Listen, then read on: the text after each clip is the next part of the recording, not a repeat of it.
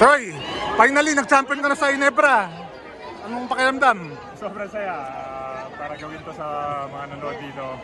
Para sa akin, yan ang MVP. Sobrang nakaka-overwhelm. Yung suporta nila, starting ng conference, starting ng muli ako dito, hindi nagbago. So, I'm happy na nagawa namin.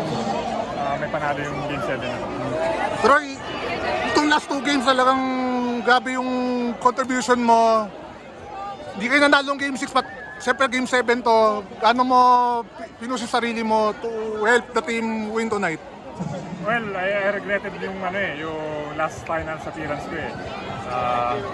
Wala ako masyadong naitulong nung Game 6, Game 7. So, naisip ko, dito ko na ibuhos kasi healthy naman ako eh. Game 6, hindi namin nakuha pero hindi kami nag-doubt. All out na ngayong game. After talaga ng basa, talagang pagkakapagod ako eh. Hindi ako makapag-celebrate ng maayos pero at least nakuha namin yung Troy, sabi mo nga itong Ginebra, childhood team mo eh. Now you've won with Ginebra. Mas special siguro. Well, masasabi ko mas special to yung pangalawang championship ko. Pero, siyempre, yun na, yung childhood dream, at least natupad na.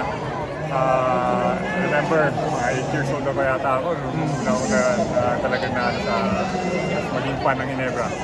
So, I hope yung mga kapamilya ko, lalo yung mga kamag-anak ng family ng wife ko, masaya sila. Paano ka mag-celebrate?